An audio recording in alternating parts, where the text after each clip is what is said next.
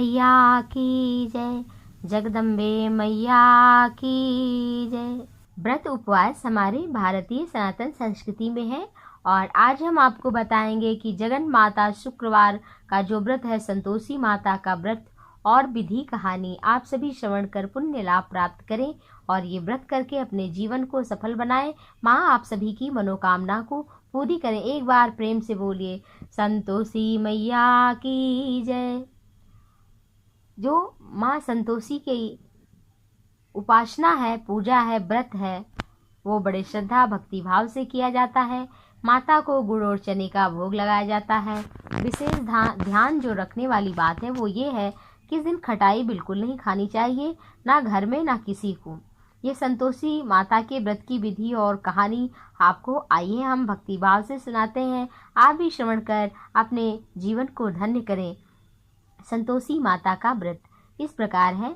अगर पूजन के लिए अगर आपकी श्रद्धा है तो पूजन के लिए संतोषी माता की तस्वीर और पाटे पे रखें। रोली मौली पुष्प माँ को अर्पित करें। नीचे एक कपड़ा बिछाएं, एक कलश में पानी रखें, उसके ऊपर कटोरी में गुड़ चना रखें, धूप दीप दें, आरती आए, थोड़ा गुड़ चना हाथ में लेकर माँ की कथा सुने और कथा सुनने के बाद गुड़ चना जो भी है वो गाय को खिला दें। कलश में रखा जल जो था उसको घर भर में छिड़क दें और बचा हुआ जो जल है उसको तुलसी में क्यारी में डाल दें। कटोरी में रखा गुड़ चना प्रसाद के रूप में सभी को बांटें।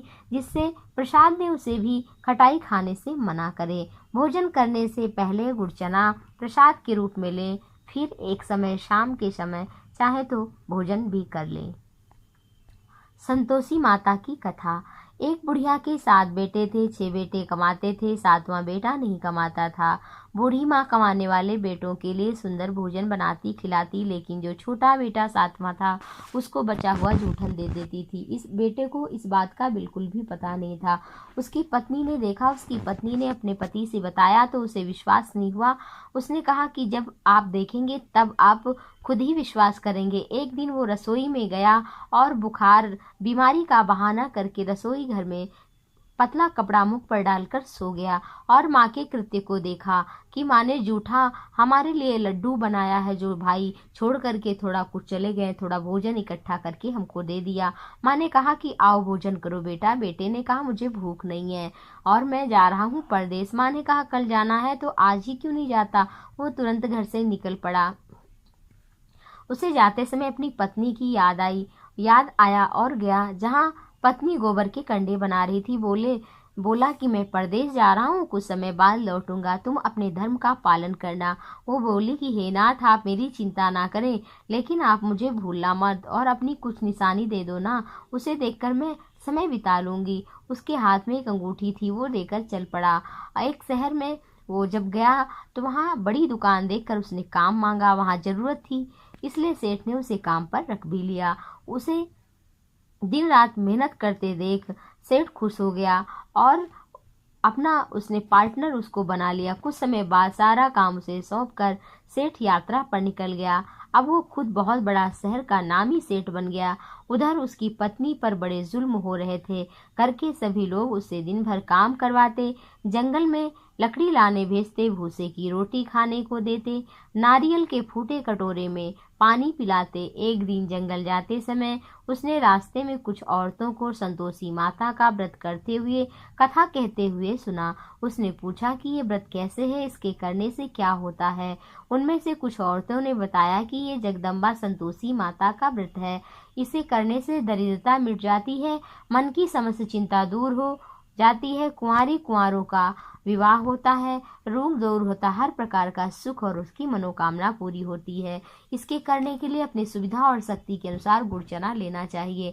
हर शुक्रवार को व्रत करना चाहिए जब तक मनोकामना पूर्ण हो, नहीं तो कम से कम 16 शुक्रवार तो व्रत करना ही चाहिए। फिर कथा कहनी और सुननी चाहिए। जब तक कार्य सिद्ध ना हो तब तक बिना क्रम तोड़े व्रत करना चाहिए। कथा सुनने वाला कोई ना मिले तो दीपक को सामने रखकर कथा कहना चाहिए। कार्य सिद्ध होने पर उद्यापन करना चाहिए। उद्यापन में 2.5 सेर खाजा, उतनी ही खीर और उतना ही चने का साग होना चाहिए। 8 लड़कों को भोजन कराना चाहिए। लड़के परिवार के हो तो अच्छा, नहीं तो पड़ोस के बुला लें और नहीं मिले तो कहीं के ब्राह्मण पुत्र हों उनको भोजन कराना चाहिए, लेकिन उन्हें फल इत्यादि देकर विदा करना चाहिए और उन्हें दक्षिणा नहीं देनी चाहिए, इसलिए वो कोई खट्टी चीज उस पैसे से खरीद कर ना खा ले। और इसलिए सारी विधि जानकर उसने ये सब जानकर उसकी पत्नी जो रास्ते में थी महिलाओं से सुना, उसने लकड़ी बेच करके गुड़ और चना खरीदा। रास्ते में संतोषी माता के मंदिर में भोग लगाकर याचना करने लगी, माँ मुझे व्रत करने के कायदे नियम नहीं पता, मैं शुक्रवार का जो व्रत है उसे बहुत भक्ति भाव से करूंगी। हे माँ मेरा दुख दूर कर देना। एक शुक्रवार बीता, दूसरे शुक्रवार को पति का पत्र आया कि मैं ठीक ठाक हूँ। तीसरे को तो पति ने रुपया भी भेज दिया, परंतु अब घर वाले तो ताना मारने लगे। दुखी होकर माता के मंदिर में वो जाकर प्रार्थना करने लगी कि हे मैया मुझे पैसा नहीं चाहिए था, मुझे तो अपने पति के अब दर्शन चाहिए। माता ने उसे आशीर्वाद दे करके कहा तेरा पति अब जल्दी ही घर वापस आ जाएगा। वो बड़ी खुश हो गई। परदेश में उसके पति के पास बिल्कुल समय नहीं था, दिन भर व्यस्त रहता था। माँ संतोषी ने फिर उसे जाकर स्वप्न में खुद ही कहा कि हे बालक तेरी पत्नी बहुत दुखी है, अब उसके पास घर चला जा, तेरी चिंता तेरी पत्नी कर रही है और दुकान बेचकर पत्नी के लिए फिर कुछ लेकर के जाना और प्रातःकाल उठो और मेरे मंदिर में जाकर दीपक जला करके दुकान पर बैठना और सारा काम तुम्हारा हो जाएगा। उस दिन वो माँ संतोषी के मंदिर गया और फिर वहाँ दीपक जलाकर दुकान पर आकर बैठा।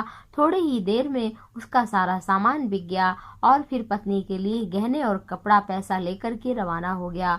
और बहू जो थी पत्नी जंगल से लकड़ी काट कर लौट रही थी, तब उसने धूल का गुब्बार उठते देखा। माँ ने उसे बताया कि अब तेरा पति आ रहा है, वह घर माँ के पास जा रहा है, इसलिए वह भी घर चली जाए और चौक में लकड़ी का गट्ठर डालकर आवाज लगाए, सासू जी लकड़ी का गट्ठर लो, भूसी की रोटी दे दो हमें और नारियल के खोखे में पानी दे दो, आज कोई मेहमान आया है। उसने ऐसा ही किया। आवाज सुनकर उसका पति बाहर आया और अंगूठी देखकर व्याकुलता के साथ माँ से पूछा कि ये कौन औरत है। माँ बोली ये तेरी बहू है बेटा, दिन भर घूमती है, भूख लगे तो यहाँ आकर खा लेती है, कुछ काम वाम तो करती नहीं, तुझे दिखाने के लिए ये नाटक कर रही है।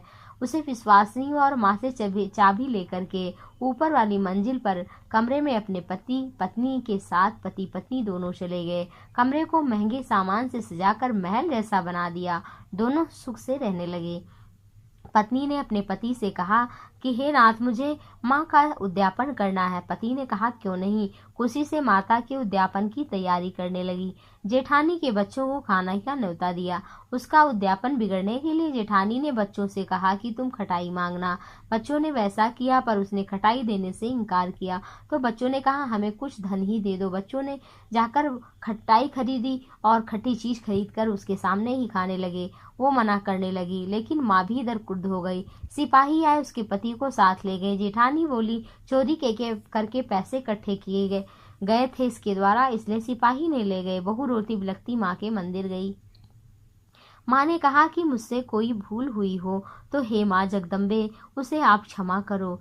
हे माँ संतोषी अब ऐसी भूल मैं नहीं करूंगी, मेरा पति वापस बुला दो। माता ने कहा कि वह रास्ते में आता हुआ तुम्हें मिल जाएगा। उसका पति रास्ते में मिल गया और कहने लगा बहुत धन कमाया था इसलिए टैक्स भरने गया था राजा के यहाँ। सिपाही इसी कारण आए थे। बहू ने चैन की, अब तो सांस ले ली। शुक्रवार आने पर फिर से उद्यापन की तैयारी की। इस बार जेठानी के बच्चों को नहीं बुलाया, पंडित के बच्चों को बुलाकर प्रेम पूर्वक भोजन कराया और केले देकर विदा कर दिया। माँ बहुत प्रसन्न हो गई। कुछ समय बाद बहुत सुंदर 9वें महीने में एक पुत्र की प्राप्ति हुई। पुत्र को लेकर रोजाना मंदिर जाती थी। एक दिन माता ने सोचा आज मैं इसके घर जाकर देखती हूँ। माता ने एक भयानक रूप बनाया, गुड़ और चना से अपने मुख को सान लिया और सूंड जैसे होंठ जिन पर मक्खियां भिनभिनाने लगी थीं। दहलीज पर जैसे ही माँ ने पांव रखा सास चिल्लाने लगी, देखो घर में कोई चुड़ैल आ रही है, इसे भगाओ नहीं तो किसी को ये तो घर में खा ही लेगी। घर के सारे लोग तो डर गए, चिल्लाने लगे। घर के खिड़की दरवाजे बंद हो गए। बहू छोटी देख रही थी और माँ को पहचान गई। प्रसन्न होकर बोली हे जगदम्बे, हे संतोषी माँ, आपका मेरे घर पर स्वागत है। सास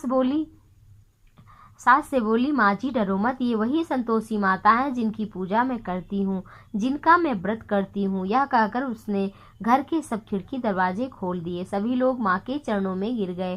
कहते हैं सब ने कहा कि माँ हम अज्ञानी हैं, हम सब ने आपके व्रत को भंग करने का साहस किया, जो अपराध किया है। हे माँ, हम तो बालक हैं, अज्ञानी हैं, आप तो सबको क्षमा करती हैं, फिर आप तो जगत माँ हैं और आप मुझे क्षमा कर दीजिए। माँ ने सबको क्षमा किया और सबने सुख की और शांति की, आनंद की प्राप्ति की।